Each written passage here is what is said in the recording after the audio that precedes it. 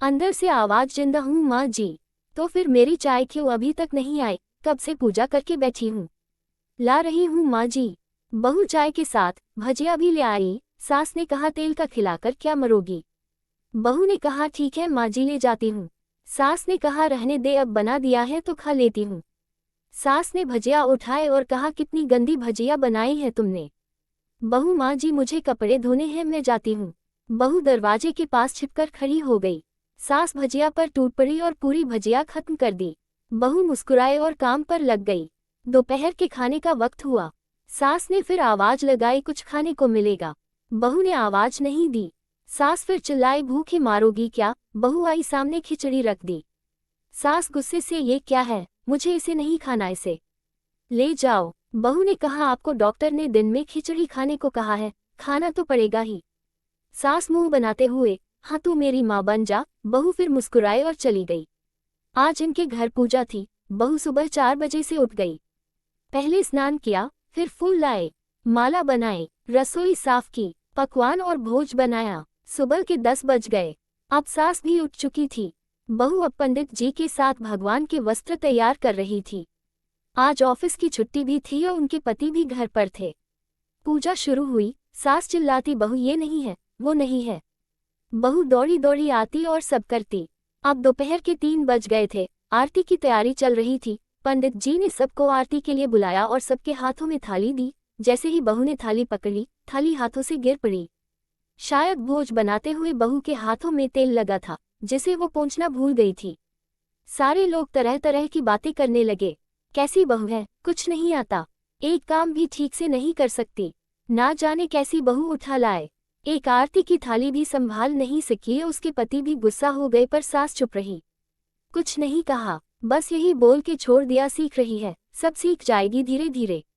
अब सबको खाना परोसा जाने लगा। बहू दौड़ दौड़ के खाना देती, फिर पानी लाती। करीब 70-80 लोग हो गए थे। इधर 2 नौकर और बहू अकेली, फिर भी वहां सारा काम बहुत ही अच्छी तरीके से करती। अब उसकी सास और कुछ आस पड़ोस के लोग खाने पर बैठे। बहू ने खाना परोसना शुरू किया। सबको खाना दे दिया गया। जैसे ही पहला निवाला सास ने खाया, तुमने नमक ठीक नहीं डाला क्या? एक काम ठीक से नहीं करती, पता नहीं मेरे बाद कैसे ये घर संभालेगी। आस पड़ोस वालों को तो जानते ही हो ना साहब, वो बस बहाना ढूंढते हैं नुक्स निकालने का। फिर वो सब शुरू हो गए, ऐसा खाना है, ऐसी बहू है, ये वो वगैरह वगैरह। दिन का खाना हो चुका था। अब बहू बर्तन साफ करने नौकरों के साथ लग गई। रात में जगराता का कार्यक्रम रखा गया था। बहू ने भी 1-2 गीत गाने के लिए स्टेज पर चढ़ी।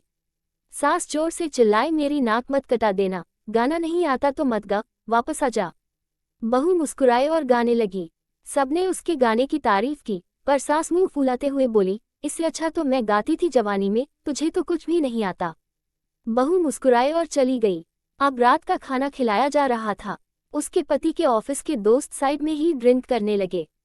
उसका पति चिल्लाता, थोड़ा बर्फ लाओ, तो सास चिल्लाती, यहाँ दाल नहीं है, फिर चिल्लाता, कोल्ड ड्रिंक नहीं है, पापड़ ले आओ। इधर उधर आखिरी में उसके पति की शराब गिर पड़ी उसके एक दोस्त पर और बुलेट टूट गई। पति गुस्से में 2 झापड़ अपनी पत्नी को लगाते हुए कहता है, जाहिल कहीं की, देखकर नहीं कर सकती, तुझे इतना भी काम नहीं आता। सारे लोग देखने लगे। उसकी पत्नी रोते हुए कमरे की तरफ दौड़ी। फिर उसके दोस्तों ने कहा, क्या यार, पूरा मूड खराब कर दिया, यहाँ नहीं बुलाया होता, हम कहीं और पार्टी कर लेते।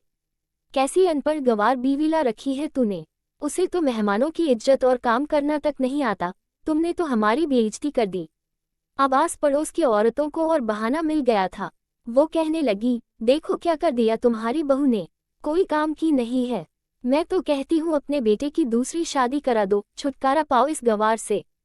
सास उठी और अपने बेटे के पास जाकर उसे थप्पड़ मारा और कहा, अरे नालायक, तुमने मेरी बहू को मारा, तेरी हिम्मत कैसे हुई, तेरी टांग तोड़ दूंगी। उसके बेटे के दोस्त कुछ कहने ही वाले थे कि उसकी मां ने घूरते हुए कहा, चुप, बिल्कुल चुप, यहाँ दारू पीने आए हो, जबकि पता है आज पूजा है और तुम्हें पार्टी करनी है। कैसे संस्कार दिए हैं तुम्हारे माता पिता ने, और किसने मेरी बहू को जाहिल बोला, जरा इधर आओ, चप्पल से मारूंगी अगर मेरी बहू को किसी ने शब्द भी कहा तो।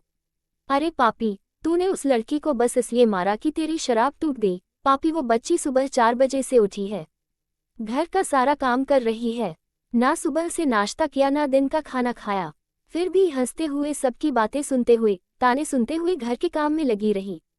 तेरे यार दोस्तों को वो अच्छी नहीं लगी। जूते से मारूंगी तेरे दोस्तों को जो कभी उन्होंने ऐसा कहा। उसके यार दोस्त चुपके से खिसक लिए। अब सास बहू के कमरे में गई और बहू का हाथ पकड़कर बाहर लाई। सबके सामने कहने लगी, किसने कहा था अपनी बहू को घर से निकाल के दूसरी बहू ले आना? जरा सामने आओ। कोई सामने नहीं आया। फिर सास ने कहा, तुम जानते भी क्या हो इस लड़की के बारे में? ये मेरी माँ भी है, बेटी भी। माँ इसलिए मुझे गलत काम करने पर डांटती है और बेटी इसलिए कभी कभी मेरी दिल की भावनाएं समझ जाती हैं। मेरी दिन रात सेवा करती है, मेरे 1000 ताने सुनती है पर एक शब्द भी गलत नहीं कहती। ना सामने ना पीठ पीछे। और तुम कहते हो दूसरी बहू ले आऊं। याद है ना छुटकी की दादी अपनी बहू की करतूत? सास ने गुस्से से पड़ोस की महिला को कहा, अभी पिछले हफ्ते ही तुम्हें मियाँ बीवी भूखे छोड़ घूमने चले गए थे। मेरी इसी बहू ने 7 दिनों तक तुम्हारे घर पर खाना पानी, यहाँ तक कि तुम्हारे पैर दबाने जाती थी और तुम इसे जाहिल बोलती हो। जाहिल तो तुम सब हो जो कोयले और हीरे में फर्क नहीं जानते। अगर आइंदा मेरी बहू के बारे में किसी ने एक लफ्ज भी बोला तो मुझसे बुरा कोई नहीं होगा, क्योंकि ये मेरी बहू नहीं, मेरी बेटी है। बहू अंदस को सिसकियां लेते हुए फिर कमरे में चली गई। सास ने एक प्लेट उठाए और भोजन परोसा बहू के कमरे में खुद ले गई। सास को भोजन लाते देखा तो बहू ने कहा, अरे माँ जी आप क्या कर रही हो, मैं खुद ले लेती। सास ने प्यार से ताना मारते हुए कहा, डर मत, इसमें जहर नहीं है, मार नहीं डालूंगी तुझे। तुझे नई सास चाहिए होगी, पर मुझे अभी भी तू ही मेरे घर की बहू चाहिए। बहू ने अपनी सास को रोते हुए गले से लगा लिया। सास भी रो दी पहली बार और कहा, चल खाना खा ले। फिर मजाक करते हुए कहा, फिर मेरे पैर दबाने चले आना, और ये ख्याल मन में मत लाना कि सास पैर दबाने बिल को बोलती है। किसी दिन मैं इसका गला दबा दूंगी, क्योंकि कभी मैं भी यही सोचती थी। दोनों खूब हंसने लगती हैं। कुछ रिश्ते बहुत मीठे होते हैं, बस बातें कड़वी होती हैं।